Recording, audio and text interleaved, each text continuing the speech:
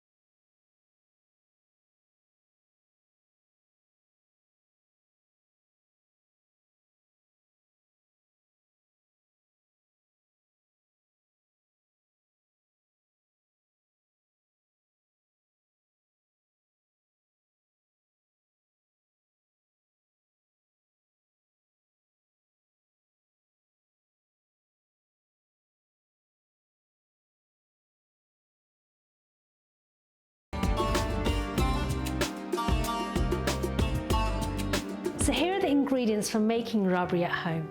So we start with some ricotta cheese, caster sugar, green cardamoms, evaporated milk, and also some pistachio nuts. Although if you are allergic to nuts, or if anyone you know who is serving is allergic to nuts, then please don't use any nuts at all.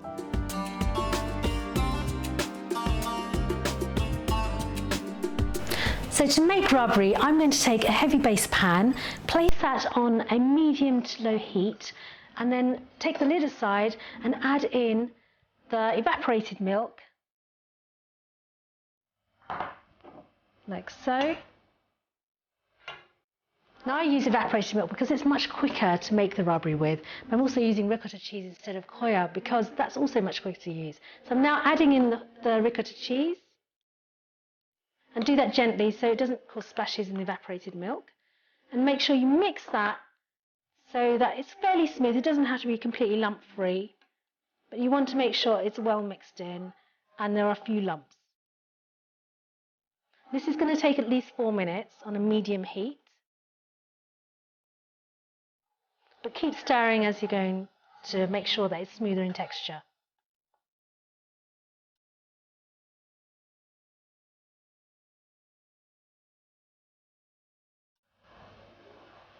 So now that the ricotta cheese and the evaporated milk have become really smooth in texture, I'm going to add in the sugar and also the cardamoms. So firstly the cardamoms and also the sugar.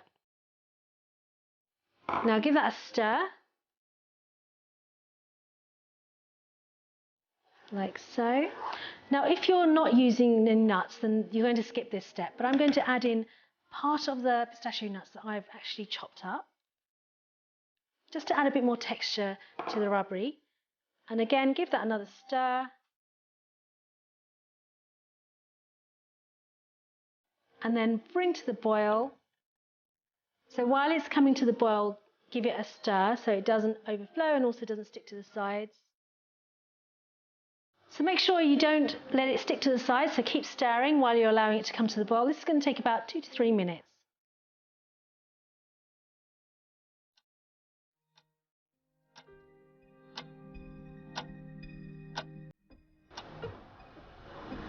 You'll actually start smelling the cardamom coming through, so it's a really nice smell, a really nice aroma, and that's infusing all the way through the rabri as well.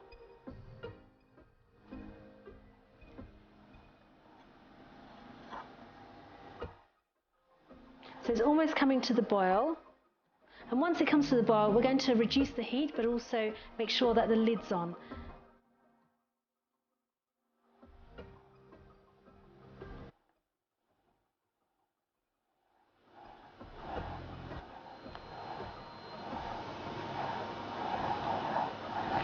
So going to continue stirring that, and it's now bubbling up. So what I'm going to do is I'm going to raise the heat slightly, just to speed things up. Again, keep stirring.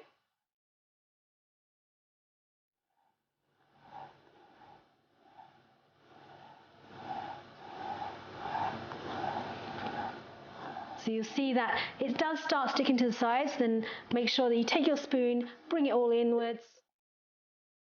And now that it's come to the boil, I'm going to reduce the heat to a low level and then place the lid on top and allow it to simmer for about 4 minutes.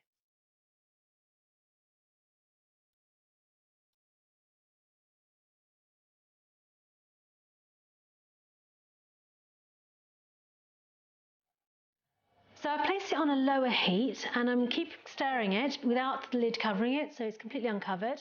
And this is to make sure it becomes a thicker consistency and also reduces down to a lower quantity. Now at this point you can actually add in some rose water if you wanted to, and also some saffron if you want to add a bit more colour. But I'm not going to do that, I'm just going to leave it plain, so it's almost like a Malai Rabri.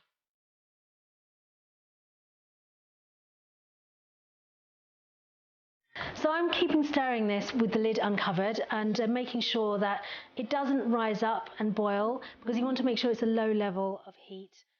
And this should start thickening, and leave it to simmer for at least 10 minutes.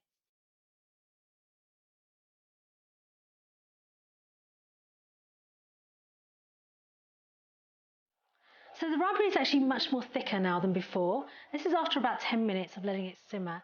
So I'm going to pour it into a serving dish and let it chill for a little bit. And after that, after room temperature, it's going to be put into the fridge to really chill and set for around 6 to 8 hours.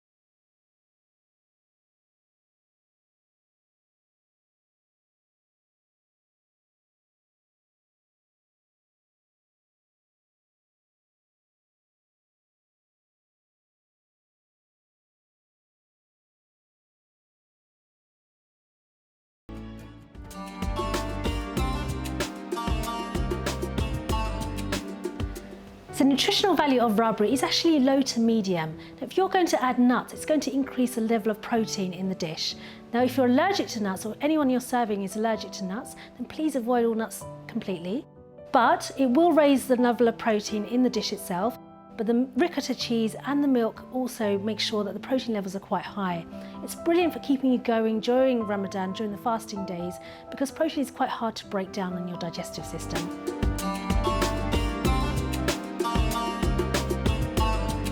Now here's a recap of everything you need to make rabri.